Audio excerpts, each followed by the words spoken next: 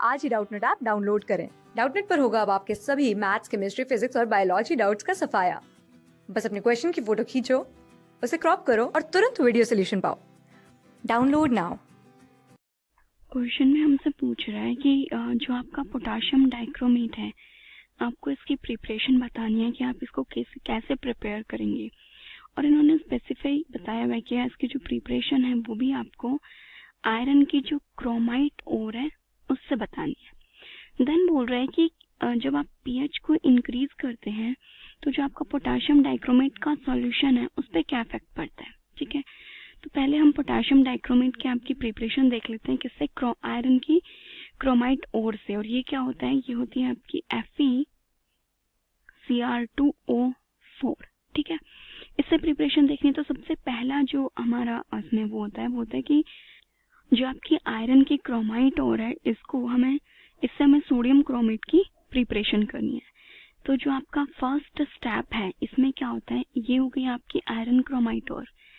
तो ये आपकी 4 मोल्स ऑफ FeCrO4।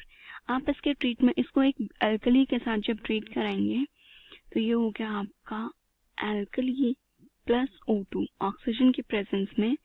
तो यहाँ पे आपका क्या बन जाएगा, sodium chromate, that is 8 moles of Na2CrO4 plus iron का oxide Fe2O3 plus 8 water molecule. ठीक है, तो ये था आपका फर्स्ट स्टेप। देन जो सेकंड स्टेप होता है उसमें जो आपका सोडियम क्रोमेट होता है, अब आप इसको किस में कन्वर्ट करेंगे, डाइक्रोमेट में कन्वर्ट करेंगे। तो आप इसको जो आपका एसिड है उसके साथ ट्रीट करेंगे। तो ये है आपका Na2CrO4। आपने इसकी रिएक्शन कराई कंसंट्रेटेड सल्फ्यूरिक एसिड के साथ। तो जब आप इसकी कंसंट्रेटेड सल्फ्यूरिक एसिड के साथ रिएक्शन कराएंगे तो यहाँ पे आपका बनेगा Na2Cr2O7 plus Na2SO4 plus 8 water molecules. अब क्योंकि हमें पोटाशियम डाइक्रोमेट चाहिए, ये तो आपका सोडियम डाइक्रोमेट बना है, तो जो लास्ट स्टेप है आपका वो ये है कि जो आपका सोडियम डाइक्रोमेट है इसको पोटाशियम डाइक्रोमेट में कन्वर्ट करना है। तो सिंपल कि आप इसकी रिएक्शन किसी भी पोटाशियम जो सॉल्ट है आपका उसके साथ करा देंगे। तो ये बन जाएगा आपका K2Cr2O7 प्लस NaCl। ठीक है, अब जो आपका पोटाशियम डाइक्रोमेट है ये आपका सॉल्यूशन में क्या है, लेस सॉल्युबल। तो ये आपका लेस सॉल्युबल है सोडियम क्लोराइड के कंपैरिजन में। तो आपका जो ये है पोटाशियम डाइक्रोमेट, ये हमें इसके ऑरेंज कलर के जो क्रिस्टल्स है वो हमें मिल जाएंगे जब आप इसको क्या करेंगे, फिल्टर।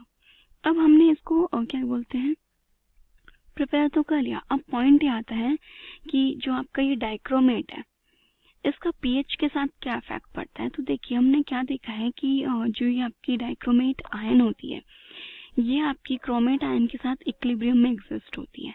ठीक है, तो ये हो गया आपका Cr2O7 डायनेगेटिव आपकी डाइक्रोमेट आयन। ठीक है, और ये है आपकी एक क्रोमेट आयन। ये दोनों ही आयन्स आपकी कैसी होती है, इक्विलिब्रियम में एग्जिस्ट करती है। ठीक है, अब पॉइंट और ये किस पीएच 4 जो है आपका उस पे एग्जिस्ट करती हैं दोनों इक्विलिब्रियम में। बट अगर आप इक्विलिब्रियम को मतलब पीएच इंक्रीज करेंगे या फिर डिक्रीज करेंगे तो आपको पता है कि जो आपका इक्विलिब्रियम है वो क्या होगा, यहाँ पे शिफ्ट होगा।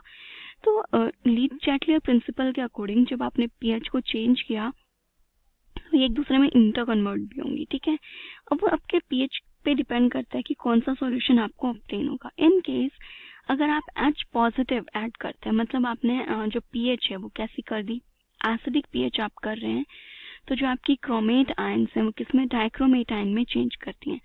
ये जो आपका Cr2O7 है ये आपका एसिडिक मीडियम में प्रेजेंट होता है और ये आपका बेसिक मीडियम में प्रेजेंट होता है।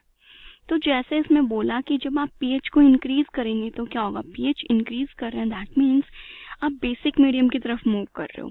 तो जब आप पीएच को इंक्रीज करोगे तो वहां पे आपको क्या मिलेगा, ये जो आपकी क्रोमेट आयन है ये हमें ऑब्टेन हो जाएगी। और अगर आप पीएच डिक्रीज करते हैं तो आपको जो डाइक्रोमेट आयन है ये ऑब्टेन हो जाएगी। ओके, या आप इसके लिए लिख सकते हैं एट हाई पीएच और ये है आपका at low pH. Okay, class 6 से 12 से लेके नीट, IIT, जेई मेंस और एडवांस के लेवल तक 10 मिलियन से ज्यादा स्टूडेंट्स का भरोसा। आज ही डाउनलोड करें डाउटनेट ऐप या व्हाट्सएप कीजिए अपने डाउट्स 8400 400 400 पर।